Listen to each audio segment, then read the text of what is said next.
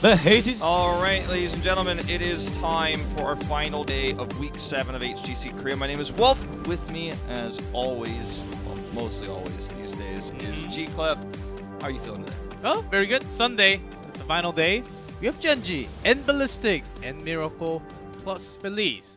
Well, let's see how to let's start off with a good news or bad news. Which one do you want first? Bad news. Bad news. Should we throw this one out already? We can wait until the draft. Okay, then good news. We're on the camera. That was the good news, really? Yes. I thought like you had something you didn't tell me about that you were about to say on air. It's my birthday tomorrow. That's good news, but it's not until tomorrow. G-Clef's the Thanks, kind of guy who man. likes to celebrate his birthday on broadcast when it's not even his birthday. I'm the kind of guy who doesn't We don't say have it's my birthday when it's my HGC. birthday. We don't have HGC on Monday. Maybe next year. We're going to have it 7 days in a row. Yeah, maybe. Or maybe your birthday will be on a weekend next year. Is that how it works? Yeah, you think your birthday was Monday every year for like your No, entire does it life? like go back 2 days or I mean, you'd have to check. I can check for you right now if you want. that is one of the Today, best opening Your ever. birthday is on September 3rd. Let's go all right? 2019. Let's think of 2019 right now. All right, hold on. September. September 3rd. 3rd is on a Tuesday next year. Sorry. So you better hope the HGC schedule changes, or you're it might be a few more years. I'm gonna check 2020. No. Any good news, Wolf? I have news to share. We do Mhm. know that Judy will be doing drafting starting from today. He's changed his role in the team to take on that position, which is an important position to have. It's the person who makes the final decisions in draft, because obviously all 5 members of each team make a large contribution to that element, and you know which players are strong at which heroes, for example, right? But Miracle's in 5th at the moment after the loss to Blossom.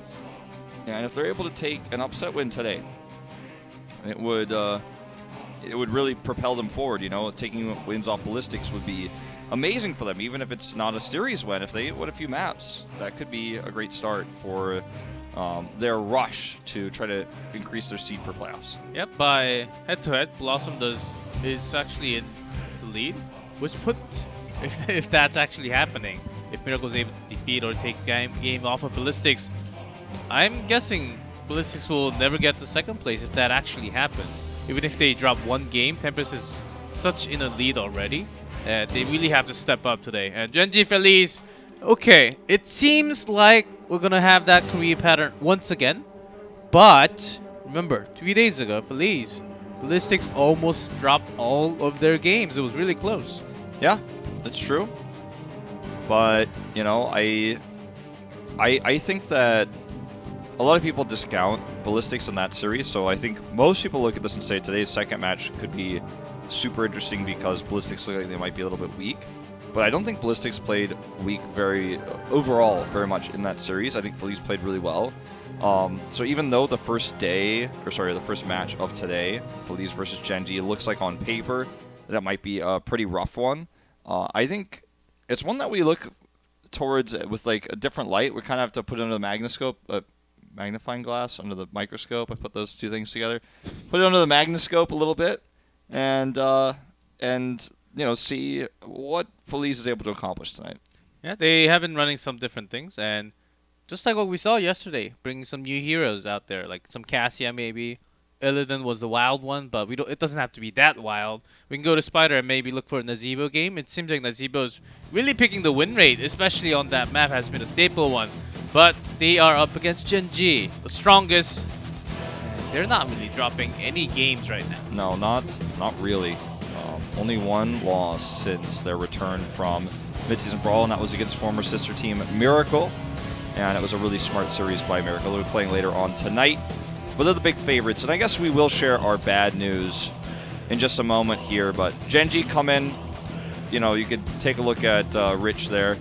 Very uninterested looking face. Sake on the end as well. But one thing is that now. I want to see if they are actually keeping that Reset Rich, kind of changing their role a little bit between their flex DPS. Reset actually playing a lot of Rainer and just setting Rich free while in that battleground oftentimes. I think it's in hero combinations where Rich has to play the more high mechanical skill hero. Maybe. In yesterday's case, it was the Maiev that he ended up playing, which may become the case today because their opponents on the other side, Feliz, had a late show today. So Feliz will actually lose one ban in map 1. So we'll have that countdown, the ban will shatter, and that will be their punishment for the late show. To make it better, they stacked 3 late shows. And that's why they actually get... they don't get to ban 1 out of the 2 at the beginning of that draft. They will get the other 2 bans. So we will have a lot more heroes open. That's right. We don't exactly know which team is going to have the first pick, but it's better for the second pick, I would say. I think it's going to be Maiev that gets left open here, which means that if Feliz has first pick, I think there's a good chance that Gen.G will take Maiev in rotation. You know, we saw a lot of that yesterday in first rotation with Raynor, obviously was one of them. And we saw the Hanzo pick coming with it as well as Diablo. So definitely something that Gen.G in particular likes to play a lot, and that was the game we did see Reset play Raynor on Battlefield of Eternity just yesterday. We'll take a look at the Battlegrounds and who gets first pick in just a moment. But Feliz has been preparing really well for the last few matches, and I think that tonight there is always that chance they could have an upset. But they have chosen Gen.G's best map, Battlefield of Eternity. Gen.G will take first pick. I already like the ban, though. Feliz banning Sky Temple, which means of course, banning Sky Temple against Gen.G, one of the most snowballist map. It's a pretty good one, but BOE, there can be... We saw some Artanis. I believe it was Wiz from Blossom, but it didn't really work out. We even saw some Bala bans yesterday on this map, just in case. A little bit surprised that they don't ban Infernal Shrines, Gen.G, given that Feliz played such a great outclassing of Ballistics on Infernal Shrines. The Alexstrasza draft they had was really good. And with heroes like Whitemane in the pool now, it's tougher to ban Alexstrasza. So to explain this one more time, after we see this first ban from Gen.G, which will be Thrall, Feliz will let the 40 seconds tick down. Or 25 seconds, I guess, in this case. And it will shatter the ban, so it's not like, you know, the AFK thing in your Hero League. This has actually been ruled that they will lose a ban because of their stacked no-shows, as you mentioned before. So that will leave one hero additionally open for this first match. Time ticks down. Well, Gen.G can just leave everything else and force a Genji ban from Feliz, or else they can just take it right after. I think that should be the path they should take. They would love to play. They would just love to have first pick Genji. Well, it's open if Feliz lets them have it. Maiev, Genji. Oh, this is not the best map for Maiev, so. True. You just can't leave the Genji open, I think. We do have Hanzo and Raynor open. Well, Hanzo is the strongest hero on this map. He's highly banned, and that's probably, given that it is BOE, one of the maps, or sorry, one of the heroes that they probably would have liked to ban, but they cannot. Maiev, not really going to be a high impact here, but we will see Li Ming to counter the Hanzo, so they have the poke at least. And the Sally. Sally, indeed. Sally the Inquisitor. Li Ming. Not surprising that they already picked up Hanzo for Rich, and Li Ming was going to be the one for Reset. So they take that away already, have Blaze Garrosh to save. Just those two, it gives so much protection for all of your members. The bunker into the fray, and you can actually toss the opponent coming in with the charge as well. So it's so strong when they have that pair. Yeah, it's very difficult to dive Hanzo in this case as well because of the Garrosh pick. Maiev will be banned. They still have a fear of it despite the map choice here. And Gen.G is usually shied away from Maiev in compositions like this, but when you have Garrosh and Blaze, you're so terrified of the 4-man in the early game, and then of course for the objective fights, that combo. Not a shocker to see this hero ban. This is probably going to force Feliz to play Phoenix. I think it's the most reasonable pick, or Sergeant Hammer. Those are the two auto-attacking heroes that are left here that are most commonly paired with Li Ming. Which I do agree, that's correct. But Phoenix is thinking about how big it is and how many CC that the Gen.G already has. I don't think they're going to give too much range for Phoenix to actually do damage. And Phoenix does not run as well. It's very easy to, if you know when Phoenix is going to try to warp, to interrupt the warp with Groundbreaker. And Malfurion is another thing that could slow us down. But look at that. Vala! Malfurion and Vala making a return here. Obviously will be Q build, objective-based composition. And there's no blinds. So Maybe? Cassia could actually be pretty reasonable here. Maybe not Q Vala, they already have Hanzo, so we don't exactly know what's going to happen. Yeah, I mean, that is true. They can go all in, but they don't have to if they are thinking about the team fight, depending on this last pick. I think Cassia is really reasonable, but they're going to pick Zeratul. Now, this is a bold choice. This is essentially saying, you know, I have the capability, I have the talent. Dudu is the player, the Zeratul player on the squad, to make big plays, dive the backline. There's no more ice block for Malfurion. So there's a lot of ways you could set up some really good fights. Yeah, also Vala's super squishy. That's the reason why she fell out of the meta. And they have the pressure with the Zeratul now. The thing is, post 10, it will be really hard even for Zeratul to actually get a snipe. They have... Malfurion doesn't really give burst heals like Whitemane or Uther does, but Garrosh plays. We've talked about it before, so much forgiving for the teammates that are actually super close to be dying from that Zeratul play. Well, let's see how this works in execution. It's a very risky choice, as we do see the new Gen.G Nexagons here are available as mounts. You know, if you linked your Twitch account to the cheering, you can get that in there. We're going to have a small pause here as saw this Dignitas spray, the respect there, as well as an old MVP black spray. I've got all those at my house. Aimer went to the bathroom. What a wait! Then we have the perfect. Allowed? We have the perfect camera shot. Really? Look at that, TwitchCon and Blizzard Entertainment. DX Racer. Aimer's gone. Wow. What a way to start the match today. I am a little bit speechless. They had the blue water. I mean, you just have to go sometimes. I mean, there was some time to go before the match started, as it turns out. But I mean, he was late, right? Or was it someone else? I don't exactly know which member was late. Okay, well. Well, we'll just leave it at that. He went to the bathroom. When you gotta go, you gotta go. Yes, you'd have to. You should just stop the car, go to the gas station, just drop it. And then, well, Aimer, we'll be back soon enough. Yeah. I don't know. It's so funny to me today. There's been some esports toilet issues. Yeah, but that's the official term, right? Well, those are the official terms since they happened in LCK, where famous League of Legends player Kuve had to go to the bathroom in a very late game match that he was playing in. And SpoTV Games paused and put up the graphic toilet issue because they didn't know what else to describe it as.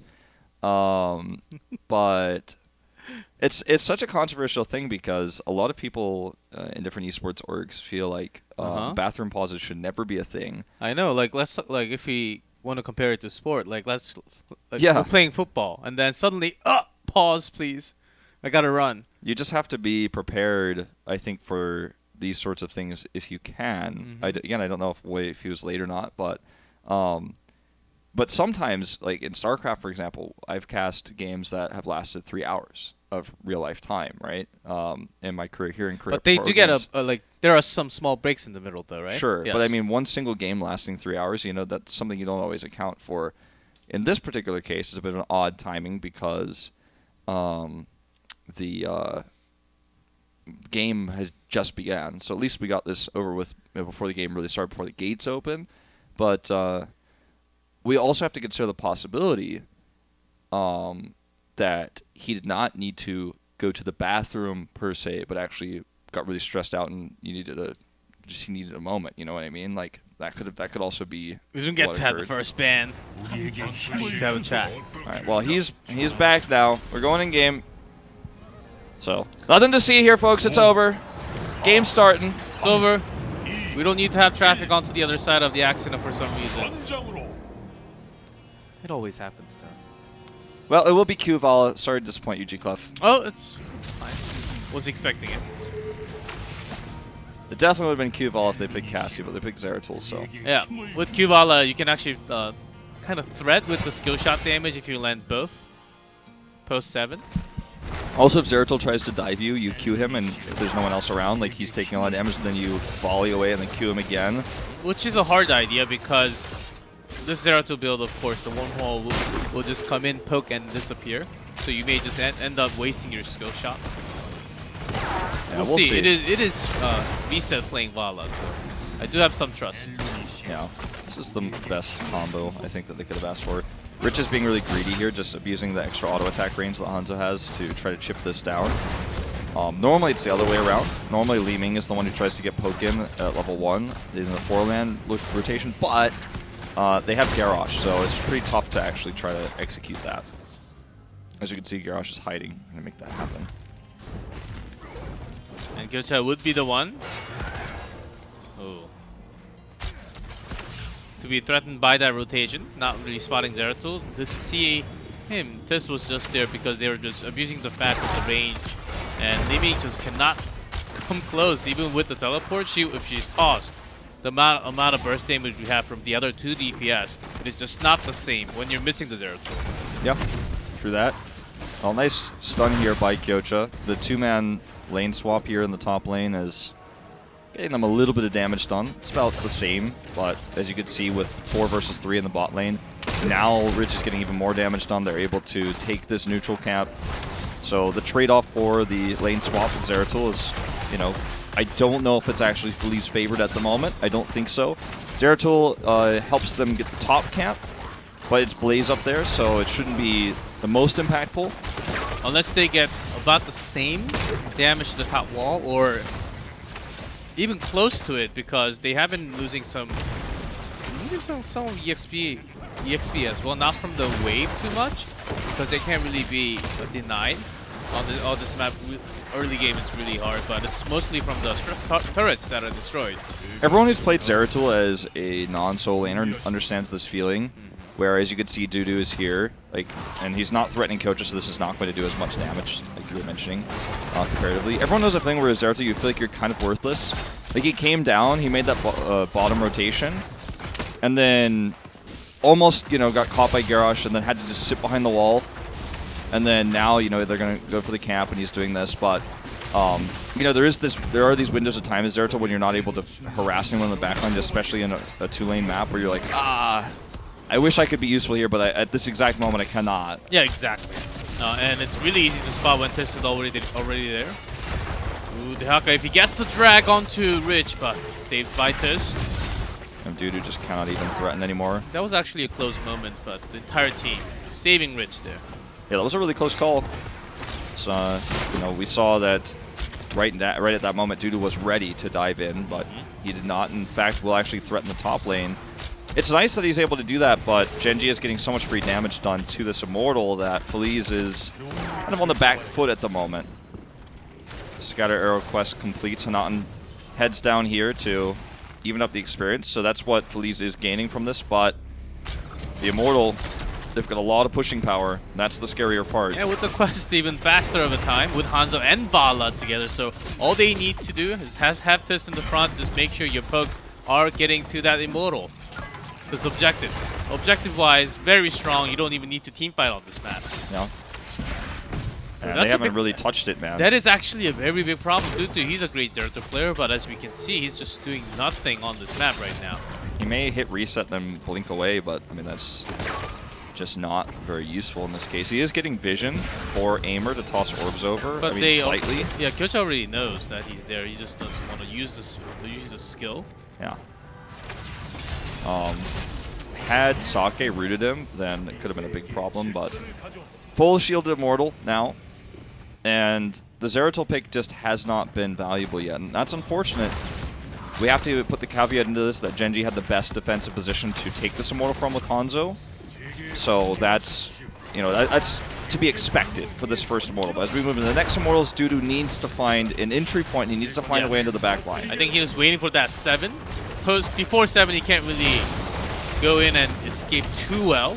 Look at this. He will actually dive in, Rich. It's saved by some extra healing. That buys a lot of time. That was really well played. Dudu gets away just barely. And uses the Vorpal, his base talent to, or trade I should say, to get in there and stick to him, get that kill. And that actually is one of the most powerful things though. However, Gocha is just doing massive amounts of damage. This Immortal will get the fort. And because Dahaka committed to this fight and the gank, he's not bottom gaining experience, so Gen.G pushes closer to 10. Yeah, it was fully shielded Immortal, so that's why it destroys the entire fort. Yeah. And even though they lost Hanzo, they still have Vala. And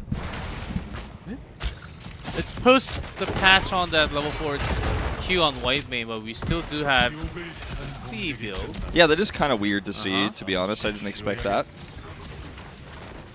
I honestly just thought we'll just not see that Q build coming out starting this weekend, but we do have one more. It's very difficult to manage your mana with it, even obviously before the changes to her Q build, but you know, it's still viable, but and it does provide you a lot of burst healing. But in a situation like this, I don't know if it necessarily is the right choice. We'll find out if we do get to the later parts of this build, which 13 and 16 are its big power spikes, but I don't know if this game is heading there based on what we've seen so far. Yep. Because you do need to consider that if Garrosh comes nearby, and you do need to close your gap between Garrosh and yourself and some of the other teammates. If you go in for the Inquisition to start off the skill, like once you start the skill, the range is so long, but you do need to get in range to start it. So maybe that's why he's thinking here, as if he goes close, he might die. So might as well just heal from the back line only. Yeah, and that's a really good point, and he may just feel forced to do this just based on how this game has gone so far. And that's unfortunate because it means the white main pick is not as valuable as another support could have been in this situation. So Gen.G's going to steal this Shaman camp because they have 10. There's no boss on this map, so this is the biggest thing they could have done with the power spike they have with Heroics now. They're going to push this top wall. And Feliz, they have Wormhole now. You know, they can try to split push over here. That's what they're doing to try to prevent themselves from taking a bad fight. Bree 10 just can't actually engage on that. He's just staying